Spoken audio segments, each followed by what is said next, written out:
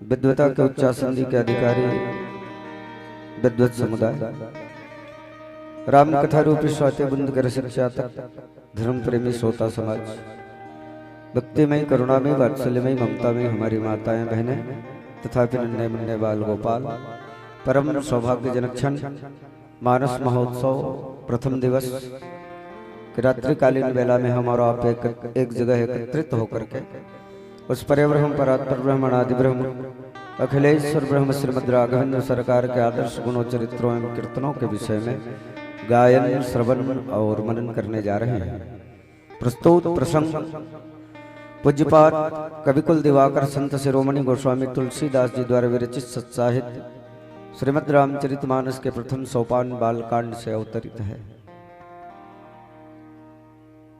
गोस्वामी तुलसीदास जी महाराज प्रस्तुत प्रसंग के संदर्भ में मानस सर की वर्णन करते हैं। ये तो सनातन धर्म में दिव्यतम ग्रंथों की कोई कमी नहीं।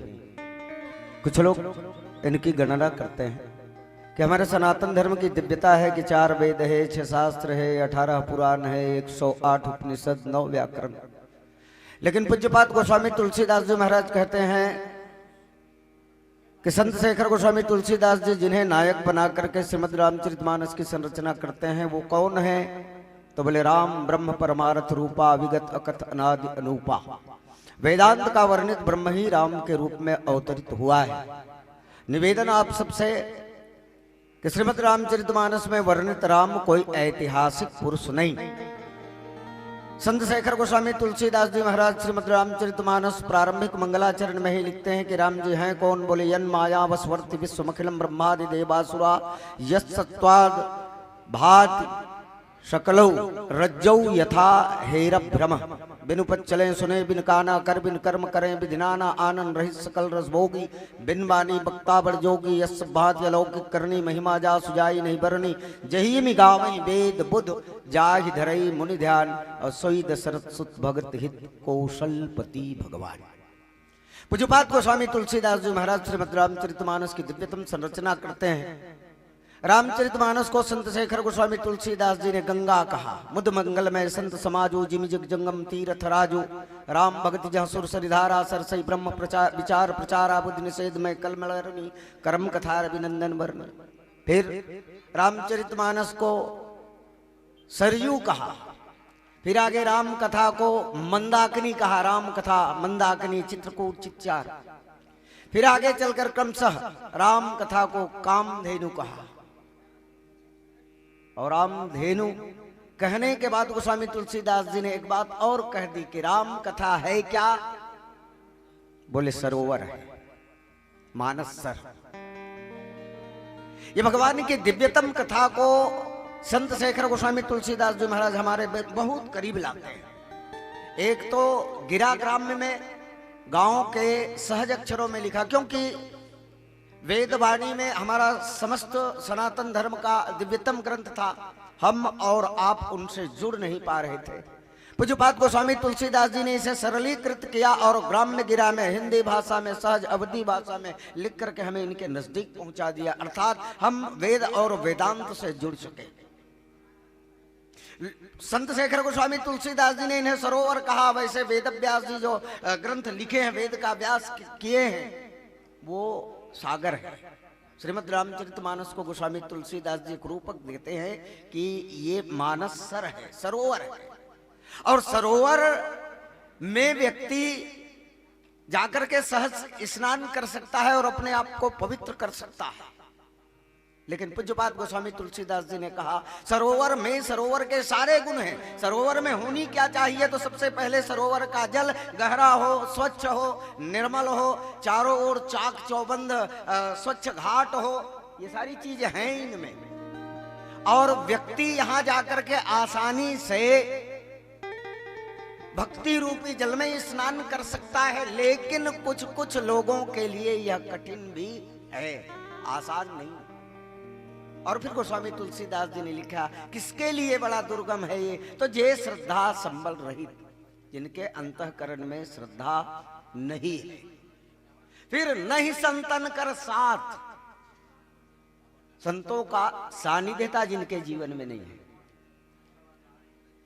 तिनकह मानस अगम अति, उन्हें मानस बड़ा दुर्गम है। बोले किन्हें? जिन्हिन प्रिय रघुनाथ, भगवत प्रेम जिनके जीवन में ना हो।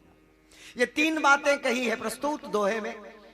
इसके ऊपर चौपाई में और कुछ कुछ बातें लिखी है जिनके लिए ये दुष्कर है। रामचरितमानस सहज तो है, लेकिन सहज होने के साथ साथ हमारे और आपके लिए दुष्कर भी हो सकता है। किन परिस्थितियों में? जिनके अंतःकरण में श्रद्धा नहीं है। श्रद्धा नहीं है। क्यों? जिनके जीवन में श्रद्धा नहीं है उनके लिए राम कथा बड़ा दुष्कर है, ये मानस सर बड़ा दुष्कर है। बोले क्यों? इसलिए कि श्रद्धा बिना धर्म नहीं हुई। जीवात्मा जब तक के श्रद्धा नहीं रखेगा उनके जीवन में धर्म का कार्य हो नहीं सकता। और श्रद्धा के बगैर यदि वह धार्मिक बनने चाहता है या धार्मिक कार्य करता है तो मैं एक बात निवेदन कर दूं, केवल और केवल मात्र वह अपने अहंकार को पोषित कर रहा है, धर्म को अर्जित नहीं कर रहा है। आज वही तो हो रहा है। श्रद्धा के अभाव में बड़े बड़े धार्मिक कार्य हो रहे हैं, लेकिन केवल और केवल अपने अहम को तुष्ट करने के लिए हम और आप धार्मिक आयोजनों में बढ़ चढ़ करके हिस्सा ले रहे हैं। श्रद्धा होना आवश्यक है। और श्रद्धा कब आवेगी? जब बुद्धि का तर्क समाप्त हो जाएगा। मैं एक बात निवेदन करूं, आज से 10-15 साल पहले भगवत कथा का जो स्वरूप था वो स्वरूप अब नहीं है। मुझे लगता है कुछ कुछ मंचों में जाने का अवसर मिलता है, बड़े बड़े मंडलियों को देखता हूं, इतनी गहन चिंतन करते हैं, इतनी गहन चिंतन करते हैं। गहन चिंतन हो इसमें मुझे कोई आपत्ति नहीं, लेकिन एक बात, उड़ो उतना कि आधार न भूल जाओ। और आज भगवत कथा के साथ यही दिक्कत हो रहा है।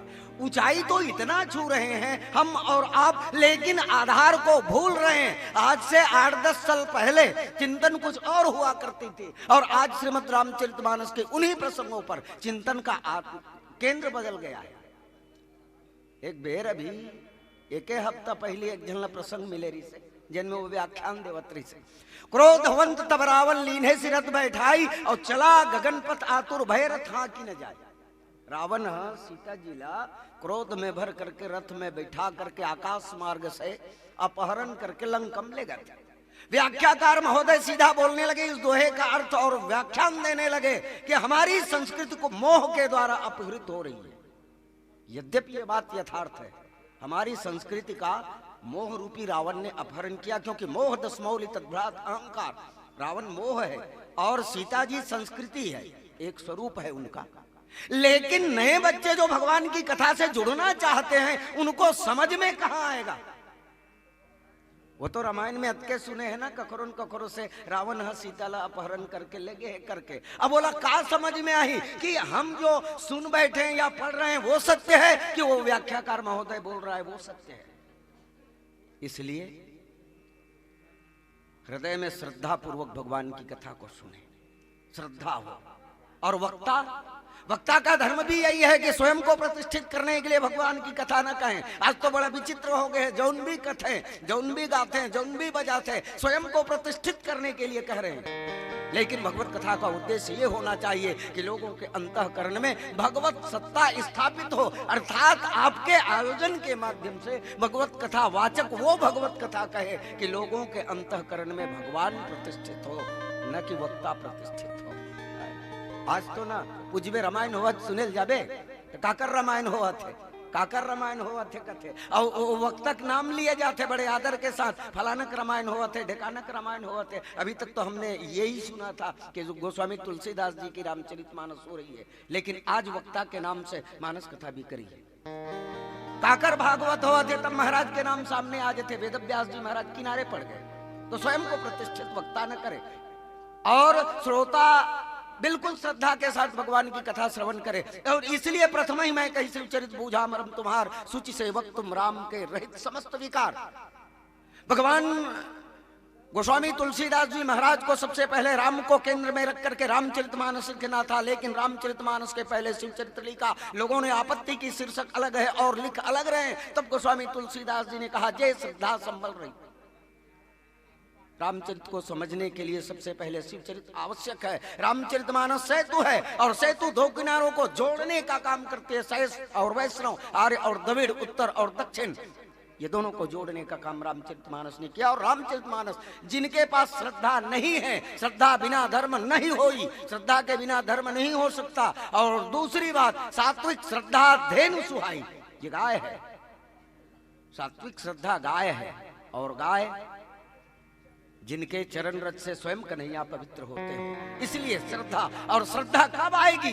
जब संशय का निर्मूलीकरण होगा, संशय विनाश होगा। और संशय कहाँ आती है? तो बुद्धि में आती है। संशय बुद्धि में आती है।